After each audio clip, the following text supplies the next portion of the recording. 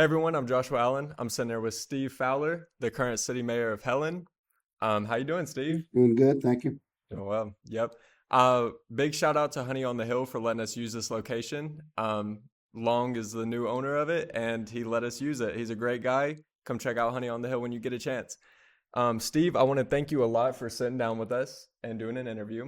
I really appreciate it. I have a few questions. I'm native to Helen. I've been here my whole life. Oh yeah, you go to school here? I went to school in White County, Okay. and my grandpa actually had a home. You know where, right across from Wildwood, there used to be a home there, and I would get off the bus there every day and run around Oh, town. is that right? Right. Yep. And so this city means a lot to me. That's great. Born and raised. Yep. And my family has businesses and real estate here, so it's close to my heart for sure. So that's why it means a lot to sit down with you. I can appreciate it. So tell me a little bit more about yourself, Steve. Are you originally from this area? Well, I'm originally from Canton, Georgia. Can Georgia. I went to school at Cherokee County. Got a athletic scholarship to University of Richmond. Spent some time there. Ended up though in the Army. Served a tour in Vietnam. Wow. Moved back to Canton after got married, and my wife and I worked 33 years at Wellstar Health System. Okay. So we lived in Gainesville. I drove back and forth for 15 years, and then when we moved up here, I drove from here to my office in Marietta for 5 years. Okay. So that was a long haul. But we've lived here 15. We've owned for 15 years, and we've been full time for about 10 years. Cool. So you probably have more time here than I do. Well, you've been around a lot longer and a lot more Oh, yeah, experience. unfortunately, I guess. In your opinion, what makes Helen special to you? And not only you, what do you think makes it special to everyone else? Well, I know what makes it special to me is the quaintness of it. You know, I appreciate that. It's interesting in the fact that we have 500 residents, Right. and we have 3 to 5 million visitors a year. Mm-hmm. So that is interesting because you see a lot of different people. Yes. You can have some quiet time during the week a little bit and go out and stuff. Weekends get pretty hectic. Right. But we moved here, my wife and I, because we both love the outdoors. I hunt and fish a lot. Mm-hmm. This is a great location, because you got the river here and the management area is close by. And, Right. So it's just a great, unique place, and we just decided we bought here first with the intention of it being a second home, and then we enjoyed it so much we just moved up here, and when I retired, we've been here full time ever since. You decided to stay. Yeah, it's beautiful It's place. a beautiful area, yes. So what are your top priorities as your tenure as mayor? Well, you'll have to understand that we have 5 commissioners. We have a vacancy right now, which will be filled just very shortly. We're working on doing that. We had a lady that was on the council that sitting on the commission that she got married, and so she moved out of town, which you have to be a resident within the city to be on a commission. Right. So we've got a vacancy that'll be filled shortly. But if you are a commissioner, you're going to be mayor. We rotate being mayor. So I've been mayor before. I was first mayor in 2020 during COVID when it started. I was mayor then, and so now I'm mayor again. Every 4 years, if you're on a commission long enough, you'll be mayor. Right. So what I heard is in Europe, mayors tend to switch out yearly as well. Is that why y'all do it here? No, our charter was, and back when the charter was written, it was developed that way. Really? So with the state, it's registered as a strong city manager city, Right. with 5 commissioners, and we have our voting sequences. 3 commissioners come up for vote during one cycle, and then 2 commissioners will come up for vote during another cycle. Right. So you're going to be mayor for a year. That's good and bad. If you got a good mayor, it's bad. If you got a bad mayor, it's good. Right. Yeah. Because they're not in there long. Yeah. Well, but it about the time you figure out how to do what you need to be doing, it's somebody else's time. Right. So that's a drawback, but it's interesting. So you really you know you're going to be mayor, so you're just one of five. You know, I chair the meetings and I make the agenda and those types of things, and I go to city meetings and stuff. So it's interesting. Right, and this is your second go around with That's it? my say. I've been Cool. in. This will be my. I've been a commissioner for 2 terms. Each term is 4 years, and Okay. I've been. I'm into my second 4 years. So I've been here 6.5, almost 7 years. Awesome. So I'm good friends with Merv. I've known Merv a long, long yeah, time. yeah. Great This is guy. his first time. You know, he got elected Oh, during really? this life cycle, so he'll be. Yeah, I'm excited for that. yeah. Yeah, That's good. You know, get new people on there every now and then. yeah. That's a good thing. So how do you envision Helen evolving in the next 5 to 10 years, with it being, one of the top five most traveled to cities in Georgia and bringing in over $100 million annually? Yeah, I think well, first, of course, Atlanta is the largest visited. Savannah's second. We're actually third. Oh, really? Yeah, we're the third most visited city in the state. And the fact that, like I said, we have 500 residents and could have 40,000 on a weekend, or Right. even more sometimes. So that's a challenge. But I think Helen will grow. You can sort of look at the history. We grow as far as from a business standpoint, 3 to 4% on across the board on everything every year, or have for the last Really? 10 Constant years. growth. Yeah, Yeah. so I see that continuing, but I think I see a lot more international visitors Right. than what we ever have. I guess that's just because of the way our culture is today.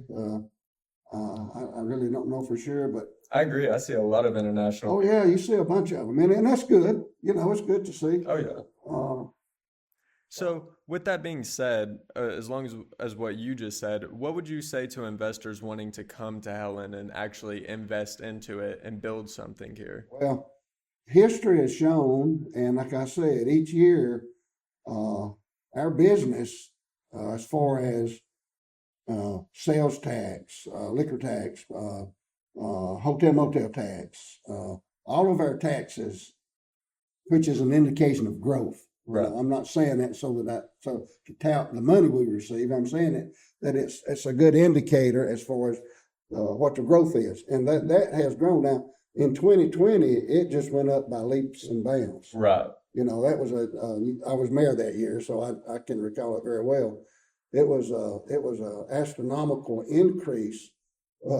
We knew it wasn't sustainable Right. at that level, so we expected it to go down, but it hasn't gone down as much as we thought it would. Really? Yeah, and because like I say, each year has increased. You know, even after that, each year. This year we're about 3 to 4% on across the board as far as Good. yeah, our year ends in July. July the 1st begins our new fiscal year. Okay. July So 1st.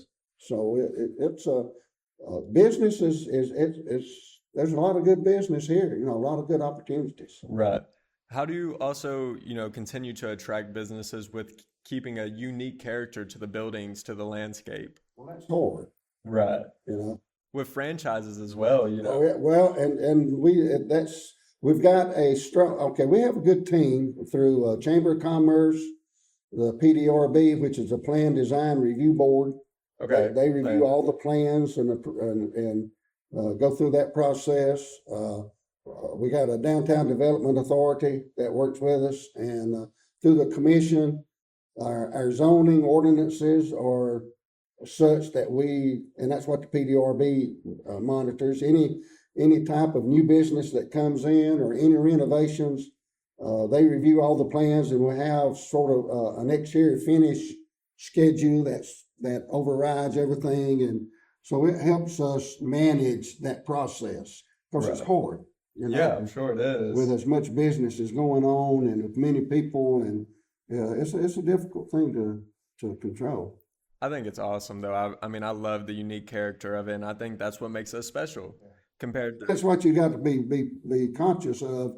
You know, you want business and you want to grow. You know, they say any city that's not growing is dying. Right. So your plan can't be to remain the same. You've got to grow, but you got to manage that. And Otherwise, that's what got us to where we are, our quaintness and our Alpine theme and people like that. Yeah. It's been successful, so we don't need to change it. Nope, I agree. Now, one thing is, in the code where you can only use certain colors, there used to be a baby blue in there, and it's on that sports business right there. I love that baby blue. Well, you see now, the codes are, as far as residents, we can't control. We don't control what people on their personal residence. Businesses have to abide by that guideline. Right. They have to do the Alpine theme. We got colors of which they can choose from for the exterior finishes and what have you. Now, we don't control the individual homes Right. and what have you. They can, they build whatever they want. It's their money. So Listen, I would like to throw out there, we should bring that baby blue back into businesses, allowing them to do well, that. you can petition to the PDRB. They choose. We're gonna come up there with pitchforks for this baby What blue color. What strategies are in place to support tourism coming to Helen? We have a very strong CVB, Convention Visitors Bureau. Yes, there's a lot of conventions that come here, I notice. And we have they do a very good job advertising. We meet with them on a regular basis. They have a board that's real strong, made up of local business people and residents. And so the main key to that is the CVB. They advertise a great deal across the state, the entire state, international. Right. They do a great deal. We get a lot of input and a lot of business really as a result of the CVB Cool. activity. Yeah, because we have really big conventions come here from all across the board. I mean, we have an Elvis convention. Yeah. I mean, there's so many cool conventions. I used to do zip lining at Unicoi up there when I was a little bit younger, and that's where a bunch of conventions go. So I got to see them all. Yeah. Well, and there's so much around. Mm-hmm. The Unicoi. A lot of people come here from and meetings and what have you. They have at Unicoi, but there's other venues around that bring people in for weddings and what have you. Oh, So yeah. we're in a lot of the vineyards, Mm-hmm. wineries and breweries, and that's very popular right now. It's getting a lot of traffic. So Right. a lot of those are around here. A lot of people go on the tours. The wine tours and what have you. That's a popular thing. So is there any plans for infrastructure development or like projects to enhance the local economy? Maybe like a sign that goes over the road that says Helen, Georgia, or anything that you're adding to that? Well, first of all, Main Street is a state highway. Really? Yeah, so we're limited on the state highway as to what we can do. I didn't know that. Yeah, that road I meant State Highway 75. That is a main. We can't if we do anything to it, we have to actually go through the state to get approval from it. Like we've been doing some sidewalks down the street. We've been working on that for a couple of years now to get the approval from the state. You got to do it to state guidelines. You can't put crosswalks except for where they authorize you to put crosswalks.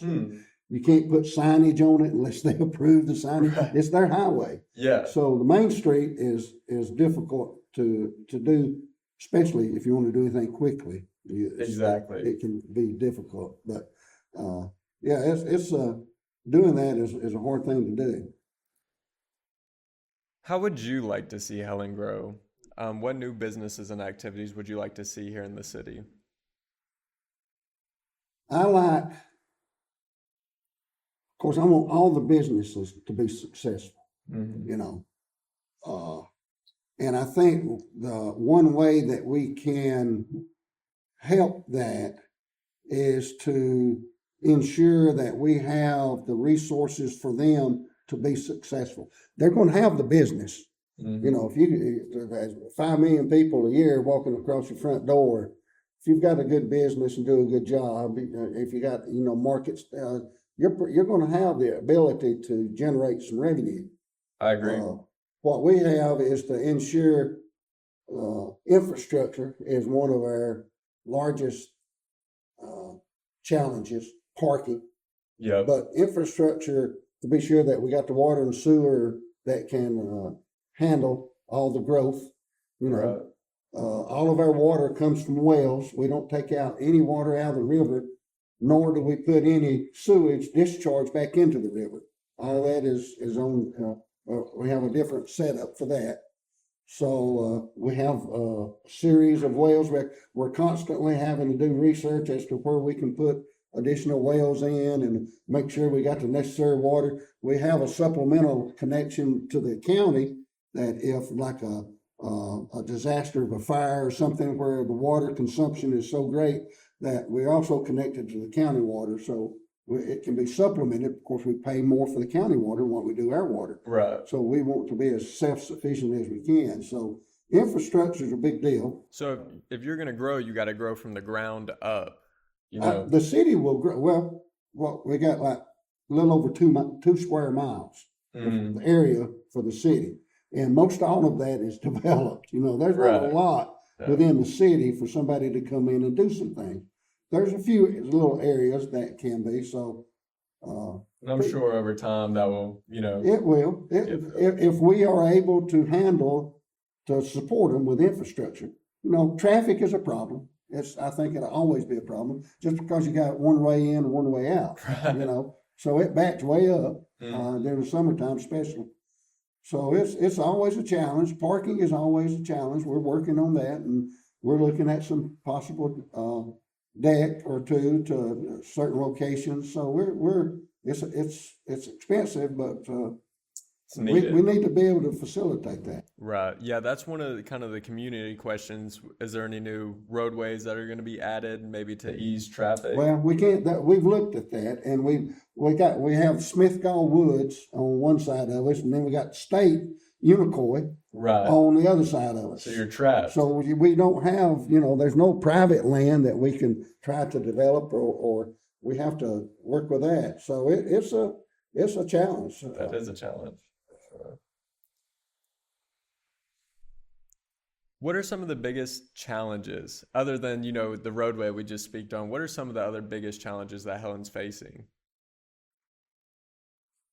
Probably infrastructure. Infrastructure? Yeah, because